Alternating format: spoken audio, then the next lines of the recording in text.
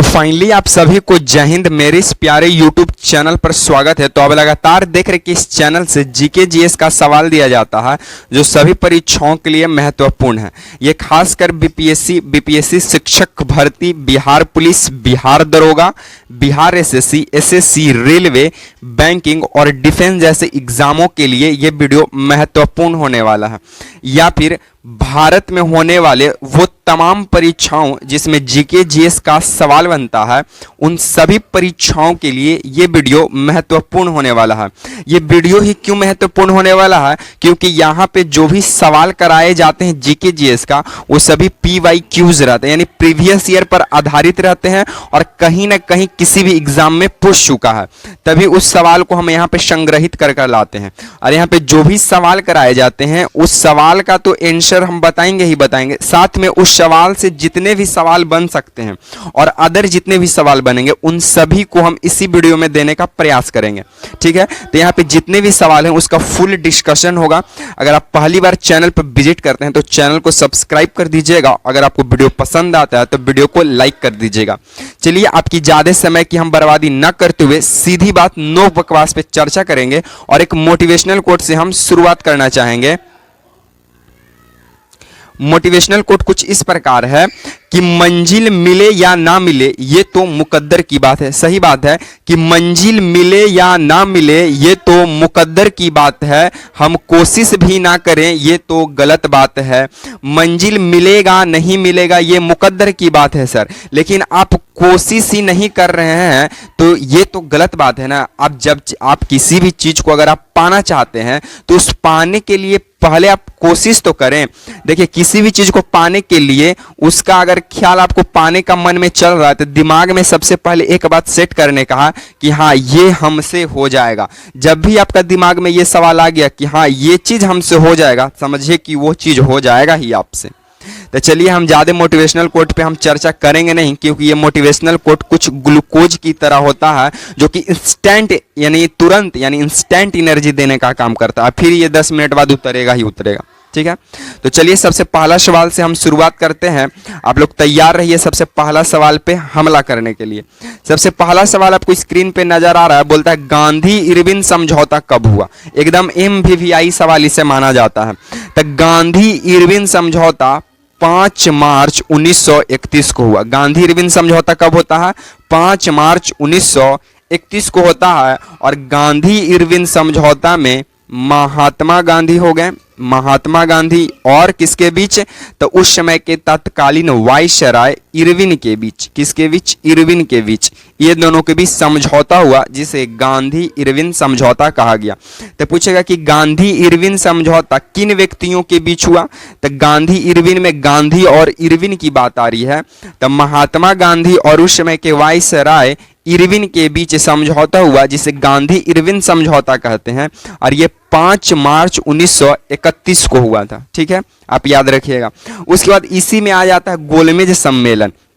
ठीक है, तो आपको उसका भी हम डाटा दे देते हैं। पहला गोलमेज सम्मेलन जो है वो 1930 में हुआ। पहला गोलमेज सम्मेलन कब हुआ? 1930 में। दूसरा गोलमेज सम्मेलन 1931 में हुआ। दूसरा गोलमेज सम्मेलन कब हुआ? 1931 में हुआ। और तीसरा गोलमेज सम्मेलन हमारा 1932 में हुआ। देखिए स्पेस कम है इसीलिए थोड़ा हम इस तरह से लिख दिए हैं। चलिए ध्यान दीजिएगा, पहला गोलमेज सम्मेलन 1930, दूसरा गोलमेज सम्मेलन 1931, तीसरा गोलमेज सम्मेलन 1932। देखिए तीनों लगातार है, 30, 31, 32, 3 गोलमेज सम्मेलन हुआ था। पहला गोलमेज सम्मेलन में कांग्रेस भाग नहीं लेता है, दूसरा गोलमेज सम्मेलन में कांग्रेस भाग लेता है और वो भी कांग्रेस के तरफ से प्रतिनिधित्व करते हैं हमारे गांधी जी। कौन करते हैं? गांधी जी। तो पूछेगा कि कांग्रेस किस गोलमेज सम्मेलन में भाग लिया? तो दूसरा गोलमेज सम्मेलन 1931 में होता है, उसमें कांग्रेस भाग लिया था। और कांग्रेस की तरफ से कौन भाग लिया? तक गांधी जी।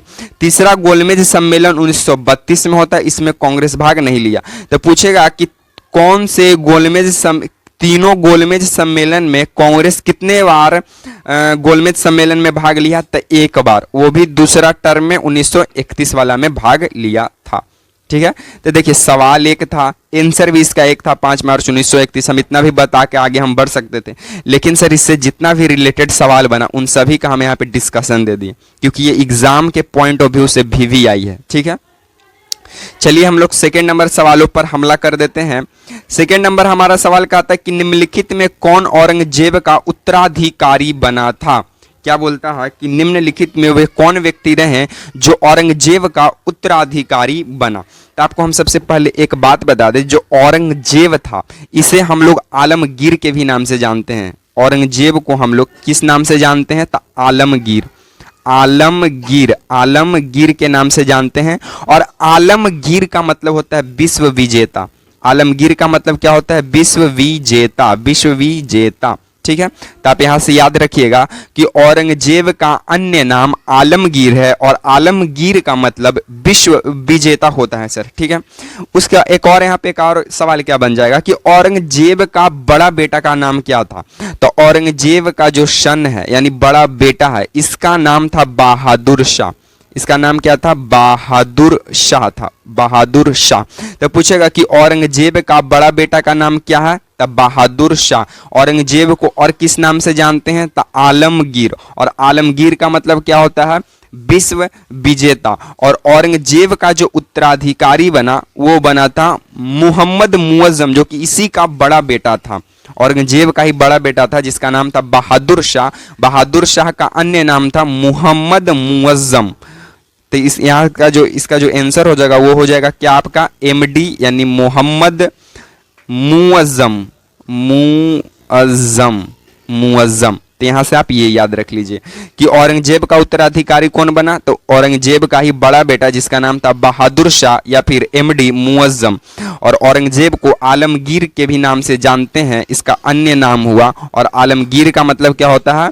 विश्व विजेता। ठीक है, चलिए हम लोग तीसरा नंबर सवालों पर हम लोग हमला कर देते हैं। तीसरा नंबर सवाल बोलता है कि भारतीय सिविल सेवा को पास करने वाला प्रथम व्यक्ति कौन थे, यानी प्रथम भारतीय व्यक्ति कौन थे। भारतीय पूछा है, तो आपको एक बात यहां से बता दें कि रविंद्रनाथ टैगोर, RNT, यानी रविंद्रनाथ टैगोर के भाई, रविंद्रनाथ टैगोर के भाई SNT कौन थे? SNT मतलब सुरेंद्रनाथ टैगोर। ये 1864 में, कब? 1864 में सिविल क्या बोल रहा है? भारतीय यानी सिविल सेवा पास करने वाले, यानी सिविल सेवा सर्विस यानी CSS को पास करने वाले प्रथम भारतीय बनते हैं। पूछेगा क्या कि भारतीय सिविल सेवा को पास करने वाले प्रथम भारतीय कौन थे? तो रविंद्रनाथ टैगोर के बड़े भाई सुरेंद्रनाथ टैगोर 1864 में भारतीय सिविल सेवा को पास करते हैं। और SNT मतलब कि सुरेंद्रनाथ टैगोर का जन्म 1842 में कोलकाता में हुआ था। कहां पे हुआ था? कोलकाता में हुआ था। तो आप यहां से ये भी सवाल याद रखिएगा। ठीक है, रविंद्रनाथ टैगोर को नोबेल पुरस्कार कब दिया गया? तो 1913 में। किस क्षेत्र के लिए? तो साहित्य क्षेत्र के लिए इन्हें ये क्या बोलता है? नोबेल पुरस्कार दिया गया था 1913 में। ठीक है, चलिए हम लोग चौथा नंबर सवालों की ओर हम लोग आगे बढ़ जाते हैं। पांचवा नंबर सवालों की ओर हम लोग आगे बढ़ जाते हैं। पांचवा नंबर हमारा सवाल क्या कहता है? आपको स्क्रीन पे नजर आ रहा होगा कि किस हिमालय चोटी को सागर माथा भी कहते हैं। तो देखिए ये जो है इसे कहते हैं mount Everest, AVREST, mount Everest. Mount Everest को नेपाल में लोग, कहां पे? नेपाल में, नेपाल में। माउंट एवरेस्ट को नेपाल के लोग, माउंट एवरेस्ट को नेपाल के लोग सागर माथा कहते हैं। क्या कहते हैं? सागर माथा। और सागर माथा का मतलब होता है स्वर्ग की चोटी। सागर माथा का मतलब स्वर्ग की चोटी होता है। ठीक है, तो पूछ देगा उल्टा सवाल कि स्वर्ग की चोटी किसे कहते हैं? तब माउंट एवरेस्ट को। या फिर सागर माथा किसे कहते हैं? तब माउंट एवरेस्ट को। माउंट एवरेस्ट है कहां? तो नेपाल में स्थित है। माउंट एवरेस्ट की ऊंचाई कितना है? तो 8,849 मीटर है। साथ में यहां से एक और सवाल क्या बन जाएगा कि चीन के लोग इसे क्या कहते हैं? चीन के लोग, तो चीन के लोग माउंट एवरेस्ट को चेमा लुंगमा कहते हैं। चेमा लुंगमा, चेमा लुंगमा कहते हैं, चेमा लुंगमा। और चेमा लुंगमा का मतलब होता है स्वर्ग की चोट, ये सॉरी, चेमा लुंगमा का मतलब क्या होता है, घाटी की देवी, घाटी की देवी, घाटी की देवी, घाटी की देवी कहते हैं। तो यहां से सवाल क्या बना कि किस हिमालय चोटी को सागर माथा भी कहते हैं। तो सबसे पहले माउंट एवरेस्ट नेपाल में स्थित है और नेपाल के लोग माउंट एवरेस्ट को ही सागर माथा कहते हैं। और सागर माथा का मतलब स्वर्ग की चोटी होता है, जिसकी ऊंचाई 8,849 मीटर है।